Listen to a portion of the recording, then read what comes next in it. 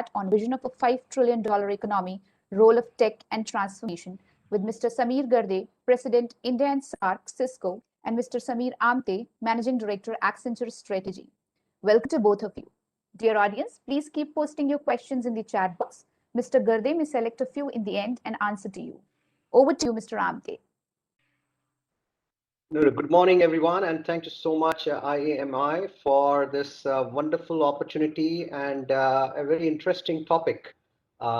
India, as we know, is moving towards the $5 trillion economy. Of course, I mean, COVID has come as a bit of a barrier. Our GDP tanked last year for a few. The news that was there in the market was that this year was supposed to be a turnaround year.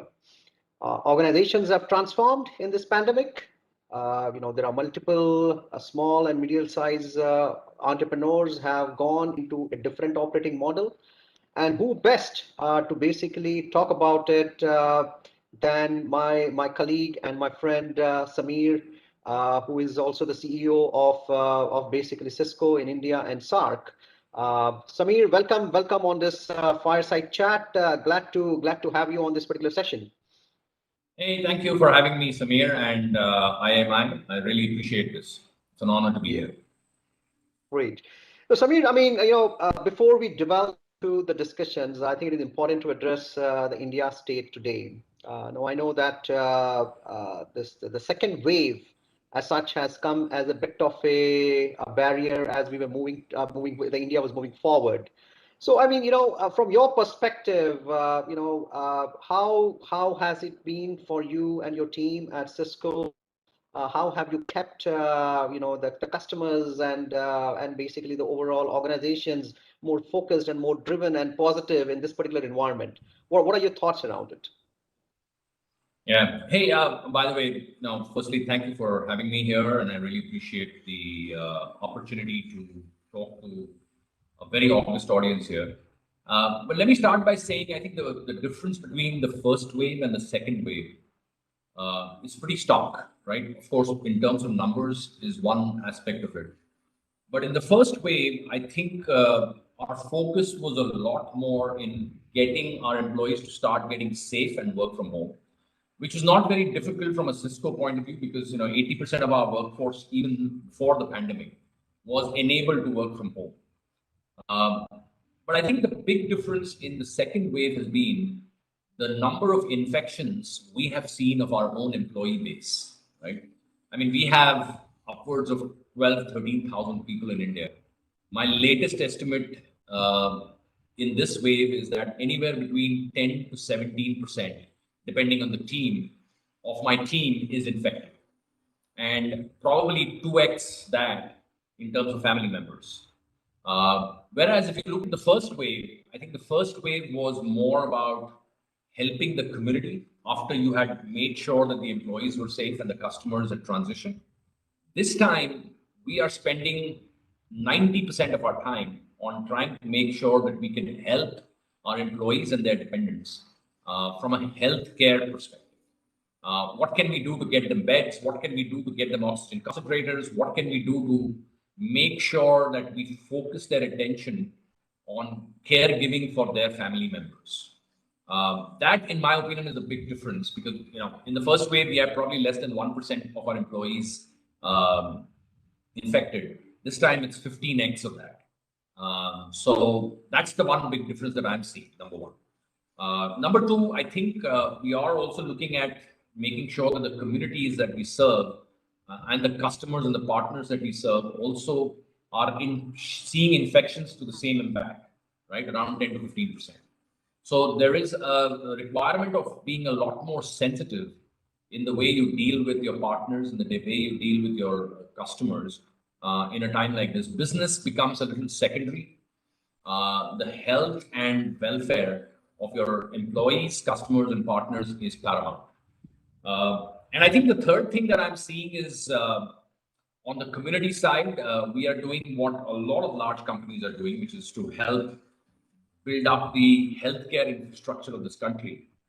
So that next time, hopefully, if we don't face this, but next time if this country faces some crisis like this, we are much better prepared.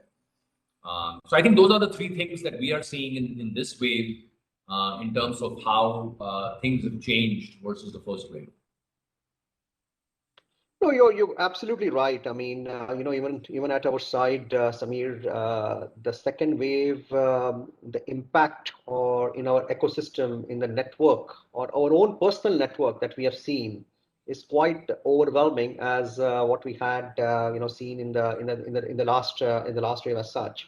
And I'm very glad, for the points that you made, Samir, that from the perspective of that you're working with the community, you're working with the various stakeholders in this particular pandemic to ensure that if at all you face or India is has to face another third wave or fourth wave, we will be much more better prepared as compared to what we were in the second wave.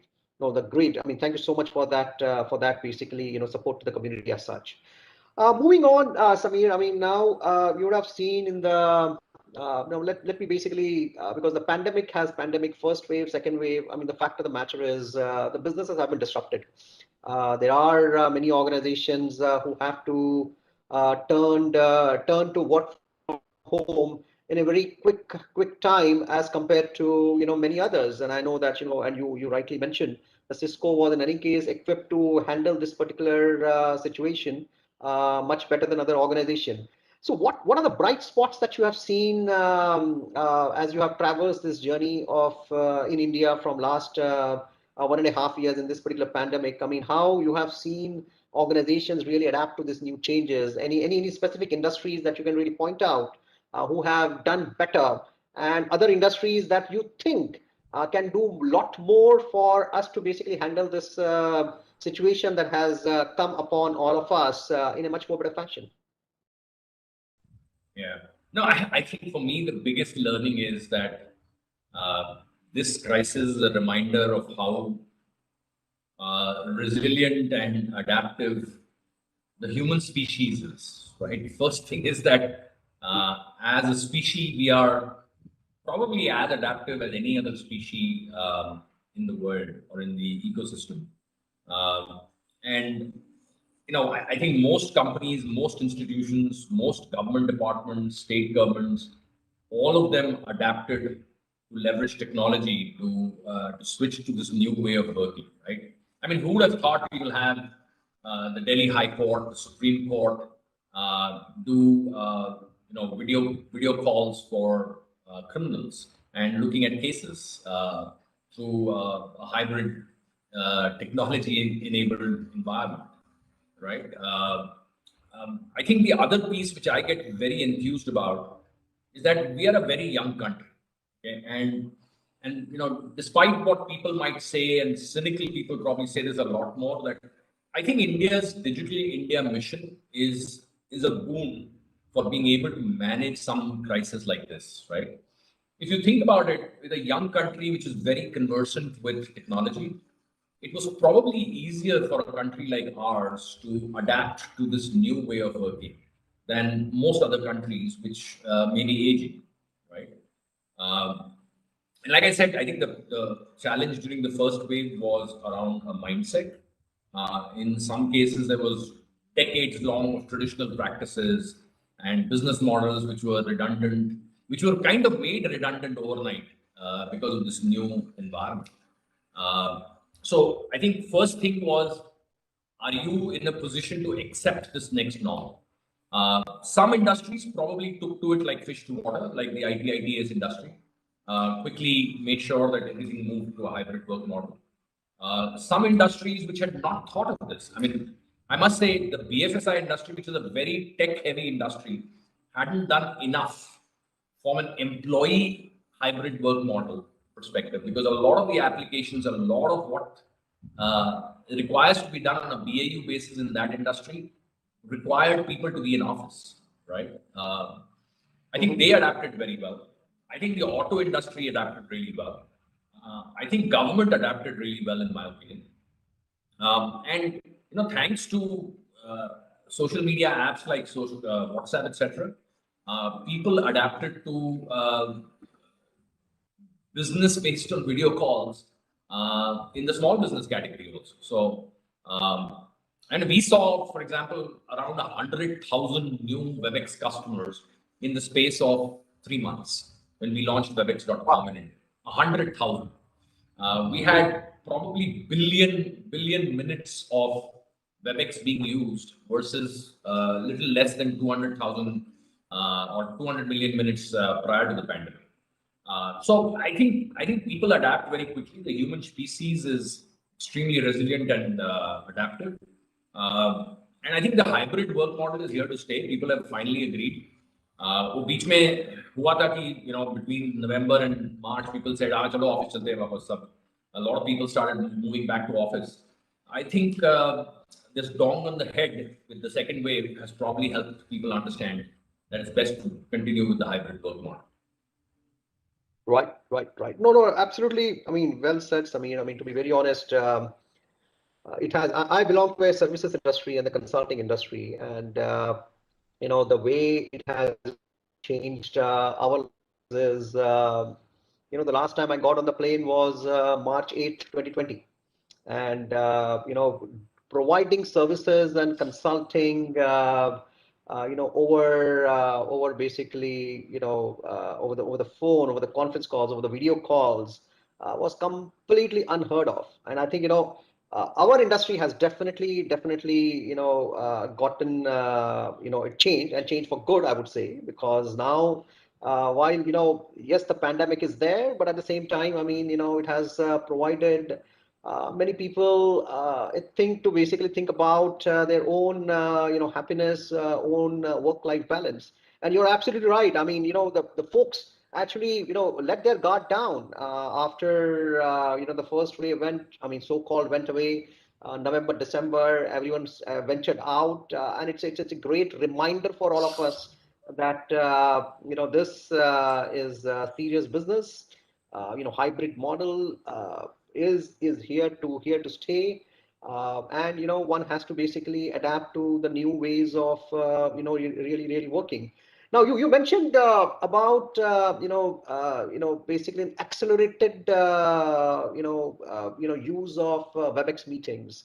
Any other trend some spotted that you feel is going to be here to stay? I mean, hybrid model is another one. Accelerated trend is another one. I mean, how would you basically do a lot of operational activities like, all the sales, or for that matter, the supply chain perspective? Any trend that you have really spotted as you and your team has really dealt with, multiple customers in various different kind of industries or so? Yeah, no, so I think 2 or 3 big trends.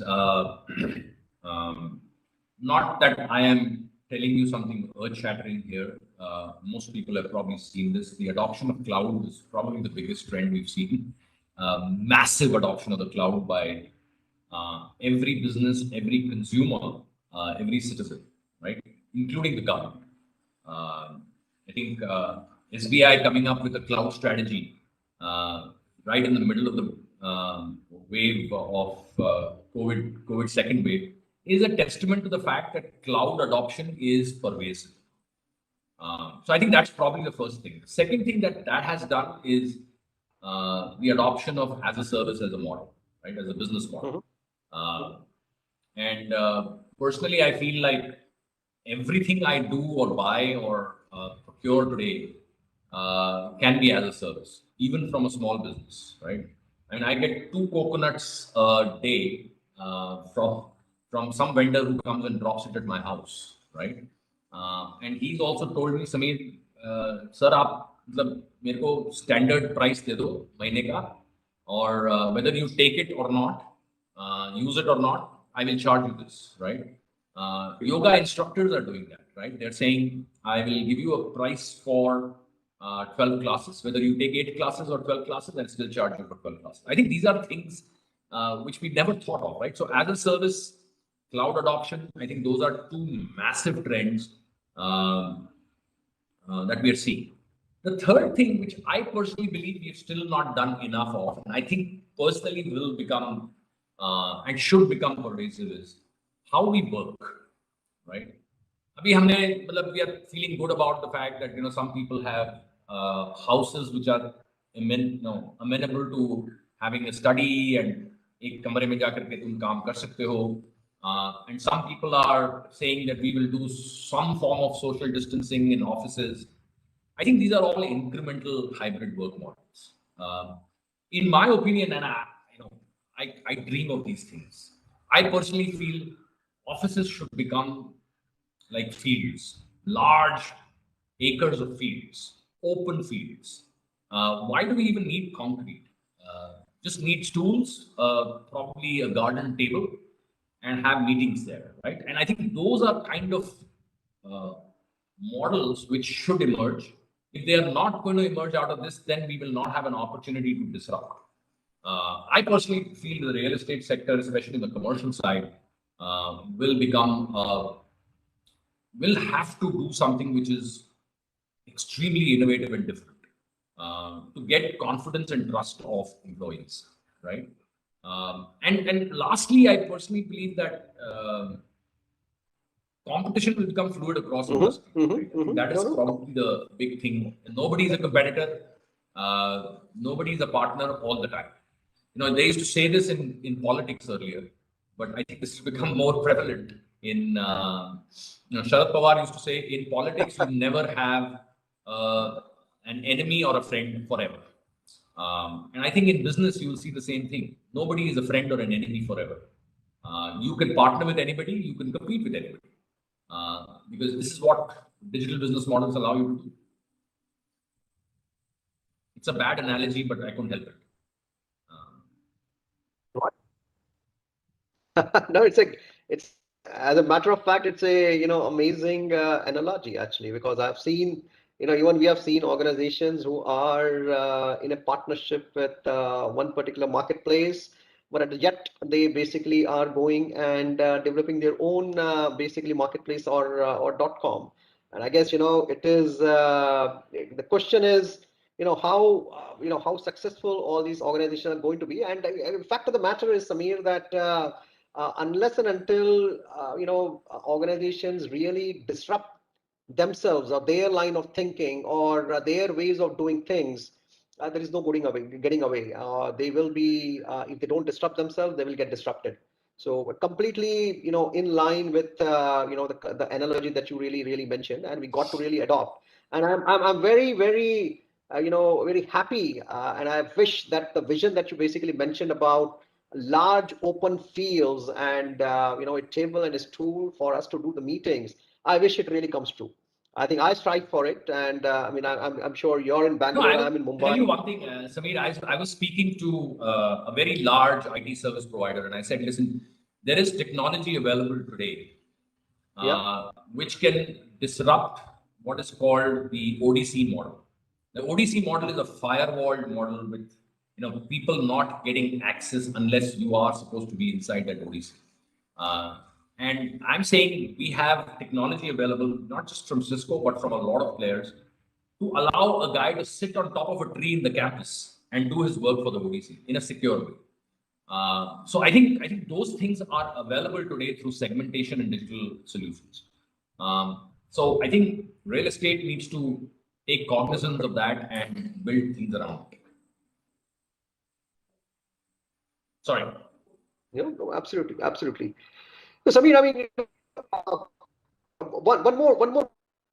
This has been close to my heart as we have been going through this and dealing with this COVID and the new ways of doing things. What has been your experience with size or the small size organizations? Big size organization, they have access to all the information, all the assets, all the intelligence that is there in the world.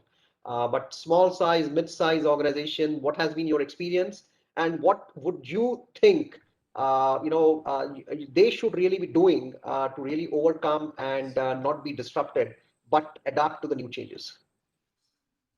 Yeah. The advantage of working for 30 years is that you've seen a lot of trends happening over the last 30 years, right? So you have that advantage of being one of those granddaddies who's worked for a long time. So if you look at, let's say, the 1990s to 2000, it was all about liberalization, right? Everybody, the entire industry and the entire economy grew. In the 2000 to 2010, it was all about the IT/ITES sector, right? So if you know that whole 10-year period where the Infosys, the Pros, and the others of the world kind of boomed, right? I think if you looked at the 2010 to 2020, my sense is it was the startup era, right? You saw tremendous startup ecosystem acceleration. In my opinion, 2020 to 2030 is going to be about SMBs. It's going to be about small and medium businesses. We have anywhere between 60 to 70 million micro, small SMBs or SMBs in India. And I personally feel it's their era. This decade is theirs.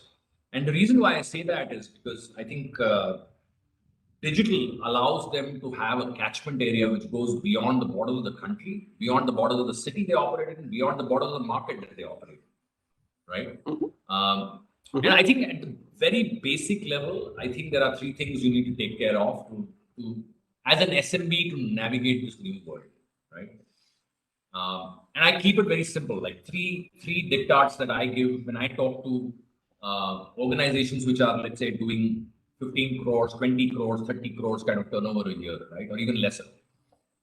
One, find money to invest in new areas, right? For that, you have to divest from areas which are not important for you right now, right? And I think this is really important because cash flows are not going to be great for at least the next 5-6 months. So figure out what are those areas that you will divest from so that you can invest in digital. If you don't invest in digital, you will die. Believe me, it's a matter of survival. So I think the second big piece is how do you ensure your business model becomes digital, becomes low touch, becomes contactless, becomes a new go-to market for you. And I've seen a lot of these guys do that, right? You've seen, I talked about the coconut guy, I talked about the pineapple guy, right? These guys have rediscovered ways of doing business on WhatsApp, right? WhatsApp groups is a new business model. These guys did not have that access, right? What it does is it allows you to go in depth, right? The same pineapple guy can come and give me mangoes. Same mango guy can come and give me watermelon, and so on and so forth, which he probably was not able to do earlier. And the third thing, in my opinion, is leveraging partnerships, right? One thing is very clear after this: कि अकेले तुम कुछ नहीं कर सकते. As a single entity, business entity, you cannot do anything. You will need to partner. So think about a small business which never had to bother about deliveries for 5-kilometer radius, right? He used to do a delivery of kirana store था वो बाजू के घरों में जाकर के deliver करता था, बंदा चल के आता था. Now he has to have a delivery mechanism. He needs to partner with someone who has a logistics, arm, so to speak. So partnerships are going to become really critical, right? And be open to that in terms of figuring out how you can make those partnerships work for you, both on the digital side and on the offline mode, right? So divest to invest, go digital in a very hurried manner, and leverage partnerships. Those are the three things that I talk to when I talk to small businesses. And वो बोलते हैं sir आप बड़ी बड़ी बातें कर रहे हो, ये हमें जरा धरती पे आकर के बताओ कैसे करते हैं. So I think it is important that we sit down with these guys sometimes and make them understand what are the things that, like for example, my driver, my wife actually put him onto one of these delivery startups, right? Because the guy was saying, sir, मेरे को कुछ काम वाम तो है नहीं, पर salary देते रहो मुझे. तो हमने बोला हम तेरे को आधी सैलरी देंगे, but बाकी तू डंजो का काम कर, correct? So I think these are things that these guys have to understand in a practical manner. And now we've divested 10,000 rupees of his salary, right? Now the bugger has to invest that in something so that he makes another 10,000-15,000. So now he's doing Danzo. He probably makes more money today than he was as a driver for me. So I think these are small businesses eventually, right? This guy might become a small business very, very soon. No. I mean, very, very, very practical advices. I mean, divest to invest, partnership, go digital. I think relevant themes not only for the small and the mid-term organization, but also as for the larger organizations. I think we have 5 minutes, Samir, and there are questions that are coming up. let's see. I think what are the questions that we can take? Question number 2. I think this is the question coming in from the audience. What do you think will be the repercussion or positive outcomes for the technology and digital industry of this pandemic over the next 5 years? You go first, Samir. I will also have my views around it. Sure. No, absolutely. Hey, listen, I have worked in India, US, and Europe. Okay, so I worked in these 3 geographies. The one thing India will always do to you is we'll give you 3 to 4 years of massive growth. Okay, then एक साल बहुत जोर का झटका लगेगा. कुछ ना कुछ government will do or something will happen around the world which will impact India in a big way. GST हो गया, demonetization हो गया. उससे पहले we did a small war with Pakistan. So all of these things will disrupt every 3-4 years. In my opinion, we are sitting on the cusp. एक बार ये wave खत्म हो जाएगा and हो जाएगा because Bombay Pune the wave has come down. Once this wave gets over, my personal belief is we are staring at a massive growth wave, massive growth wave for the next 3 to 4 years. So it's not just about 2021 whether that growth will come.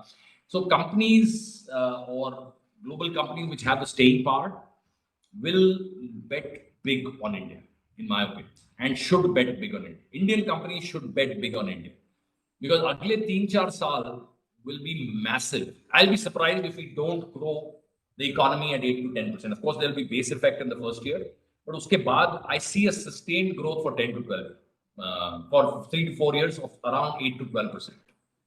अब उसको capitalize करने का is what we need to figure out. क्योंकि 4 साल के बाद फिर से कुछ होएगा. इंडिया में जरूर कुछ ना कुछ होएगा. Something or the other always happens. So you got to be prepared to take advantage of that small window of 3 to 4 years. उसमें तुम क्या कर सकते हो? I mean, I remember in the 2017 to 2019 period, I mean, our business boomed, just boomed. Absolutely. And we took advantage of that. We invested and we made a massive growth number. Like for a business like Cisco, we grew at 20%, right? CAGR of around 15%, which is unheard of, right? But हमें पता है कि अभी Covid की वजह से फिर धंधा नीचे चला जाएगा. But I think there is a 3-4 year window. Okay, so we got to invest, we got to strategize, we got to figure out 3-4 areas that we need to go help one another out for the next 3-4 years. That's how I see it. No, absolutely. And I think, something I completely agree with you because, while, we also basically are in the services industry and we are seeing it up close with our customers and our clients. And the amount of focus that digital has really generated, and it was not there before pandemic. It was there, but I guess the pandemic has just accelerated it around about 3 times or 4 times, and in fact we were way behind the Europe and the markets from the digital transformation to the digital perspective. But in the next 2 years, we'll be very close to catching up with them. So for whoever is basically the audience, great questions. What we are believing is, and what we are seeing is, digital is here to stay. That is the future, and one got to really go towards it. Shrishti, do we have time for one more question, or we are at the top of an hour? Yes, we can have for 1-2 more minutes. Sure. So. Okay. All right, Samir. So here is another one which I basically picked one. I mean, this is the question number 3.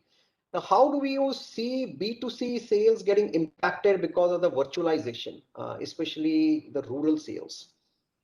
So Samir, I mean, what has been your take from how the organizations have really actually gone and made all the things available from the rural perspective? No, so I think there is, I mean, like I said earlier, right? Maybe we were talking about it before the session started. The one thing which has survived this pandemic is agriculture, right? Agriculture has survived, which is good news for our rural population to a large extent, right? The other thing, unfortunately, that has happened is that maybe migration from rural to urban will slow down a bit. So we will have to figure out a way in which the rural population outside of agriculture, how do we build jobs there? I think that is probably going to be a 2 to 3 year phenomenon before trust builds again for migration to start again, right? The third thing that I'm seeing is what is close to rural or semi-urban, like tier 1, tier 2, tier 3 cities. A lot of people have moved out. A lot of knowledge workers who are relatively well off have moved to smaller towns from Bangalore, Delhi, Bombay, and gone back to Varanasi, Sonipat, Jamnagar, wherever they came from, right? So those smaller economies are going to boom because udhar paisa ja raha hai. These people are going to spend in those small locations. And I don't see why they will come back, right, in a hurry. At least for the next 2 to 3 years, they are not likely to come back in a hurry. So you will see some kind of real estate boom there. You will see some kind of B2C boom there. How do you tap that demand surge that you will see in tier 2, tier 3, tier 4, and rural migration not happening to urban locations is probably the big question that we need to answer going forward. And I just hope, they've already said the monsoon is going to be good this year. So hopefully agriculture will again be good this year. So I think rural incomes will sustain. I hope so. And tier 2, tier 3, tier 4 cities which are much closer to rural will boom. So I think for industries which are catering to those markets, it's important that they have go-to markets which can help them get there. And I'll just give you a simple example, right? If you look at Bourbon biscuits, right? Today you get Bourbon biscuits if you go to Delhi, Mumbai, but if you go to a small town in Madhya Pradesh, right, which is a population of less than 1 lakh or probably less than 10 lakhs, you may not get that Bourbon biscuits, pre-pandemic. Abhi udhar Bourbon biscuits ki zarurat padegi, right? So you have to get your distribution right over there. So I think there is demand which will shift from these metros to smaller towns and rural. How I see it. No. Thank you so much, Sameer. I think lovely chat with you. I wish we could continue for a few more minutes and maybe a few more hours. But I think we are constrained with the time. So Shrishti, back to you. It was a pleasure talking to you, Sameer. It's a pleasure talking to you. Hey, same here, Sameer. Thank you so much. Thank you, Shrishti, and thank you, IAMI.